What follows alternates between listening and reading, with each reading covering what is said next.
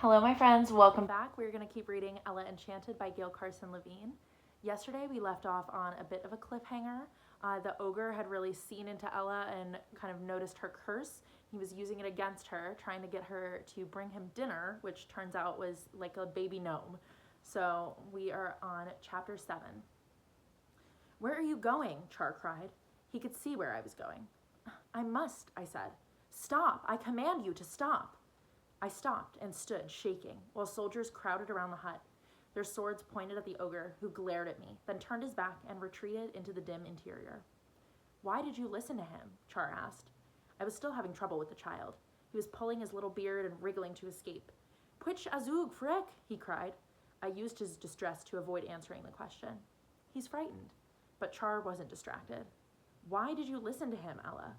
I had to answer somehow. His eyes, I lied. Something about them. I had to do what he wanted. Have they found a new way to bewitch us? Char sounded alarmed. I must go tell my father. The gnome child wailed, thrashing at the air. I wondered if the parrot's words might soothe him. I spoke them, hoping they weren't an insult. Fwithkor ev tug brise, irth mimbok ev tug brise. The child's face cleared, and he smiled, showing pearly baby teeth. Fwithkor ev tug brise, irth yimbok ev tug brise, he repeated. There was a dimple in the folds of wrinkles and baby fat. I put him down, and he took my hand and Char's. His parents must be worried, I said. I didn't know how to ask him where they were, and he was probably too young to answer. They weren't by the ferocious beasts or by the grazing animals. At last, we spied an ancient female gnome sitting on the ground near the pond. Her head was between her knees, an image of defeat. Other gnomes searched the reeds and hedges or questioned passerby. Frick ram, the little gnome called, pulling at Char and me. The old gnome looked up, her face wet with tears. Zaloof! She grabbed him in a tight hug and covered his face and beard with kisses. Then she peered at us and recognized Char. Highness, thank you for the return of my grandson. Char coughed, an embarrassed sound. We're glad to bring him back, madam, he said. He was almost an ogre's lunch. Prince Chaumont saved him, I said, and saved me too. You have the gratitude of the gnomes. The gnome bowed her head. I am Zataf. Hardly taller than I, she was much wider. Not stout, but wide, which is the direction gnomes grow after they reach adulthood. She was the most dignified personage I had ever seen, and the oldest, except for Mandy, probably. Her wrinkles had wrinkles, small folds and deeper folds of leathery skin. Her eyes were deep set, and their copper color was clouded. I curtsied and wobbled. I'm Ella, I said. More gnomes came, and we were surrounded. How did you persuade him to come with you? Zataf asked. He would not go with most humans. Ella spoke to him, Char said, sounding proud of me. What did you say? I hesitated. It was one thing to imitate parrots for Simon or to speak to a baby. It was another to sound like a fool in front of this stately lady. Fwithkor ev tug brise, irth mumbok ev tug brise, I said finally. No wonder he came with you, Zataf said. Frick! Zaloof cried joyously. He squirmed in her arms. A younger gnome woman took the child. Where did you learn to speak gnomic? She asked. I am Zaloof's mother. I explained about the parrots. What did I say to Zaloof? It is an expression. We say it as a greeting, Zataf said. In Kyrian, it is, digging is good for the wealth and good for the health. She held her hand out to me. Zaloof is not the only one you will save. I see it. What else could she see? Mandy had said a few gnomes could tell the future. Can you see what's ahead for me? Gnomes do not see detail. What you will wear tomorrow, what you will say are mysteries. I see outlines only. What are they? Danger, a quest, 3 figures. They are close to you, but they are not your friends. She let my hand go. Beware of them. On our way out of the menagerie, Char said, Tonight I shall triple the guard around the ogres, and soon I shall catch a centaur and give it to you. Dame Olga was punctual. She and her daughters watched while my trunk and a barrel of tonic were loaded on top of the coach. Father was there to see me off, and Mandy stood at a distance. How few things you have, Hattie told me. Dame Olga agreed. Ella is not outfitted in accordance with her station, Sir Peter. My girls have 8 trunks between them. Hattie has 5.5 trunks, Mother, and I have only... Olive stopped speaking to count on her fingers. Less. I have less, and it's not fair. Father cut in smoothly. It's most kind of you to take Ella with you, Dame Olga.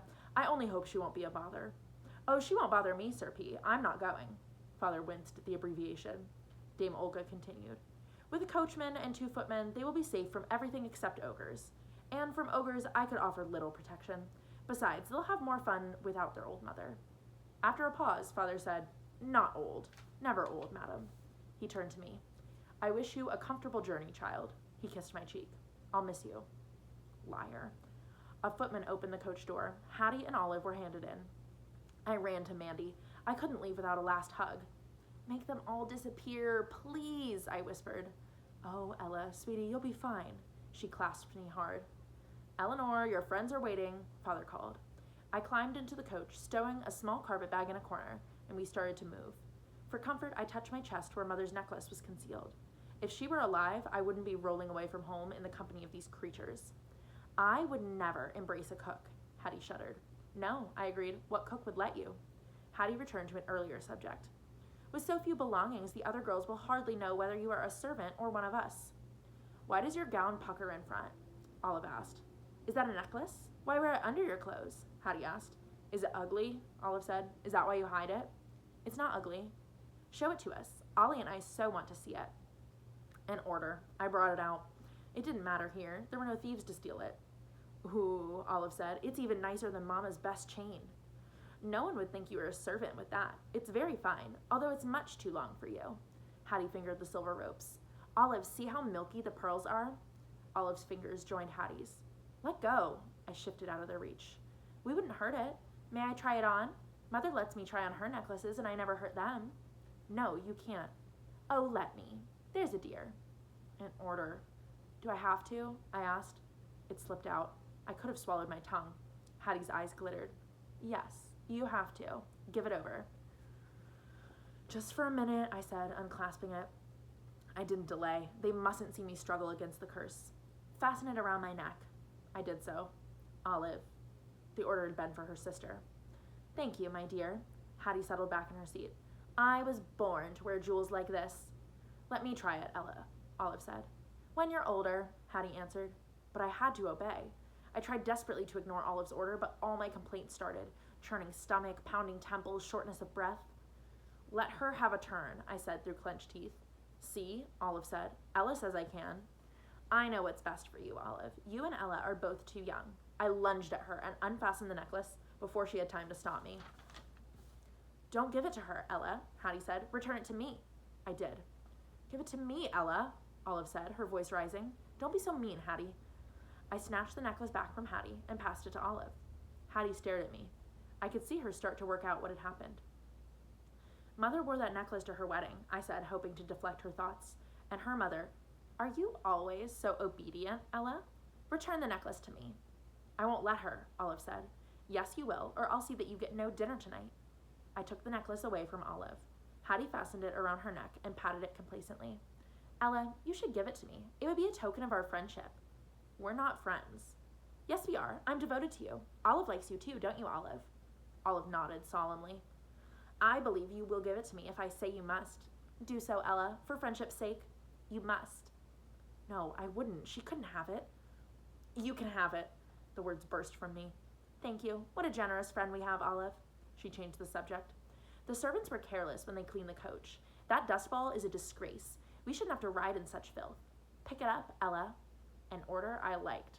I grabbed the dust and ground it into her face.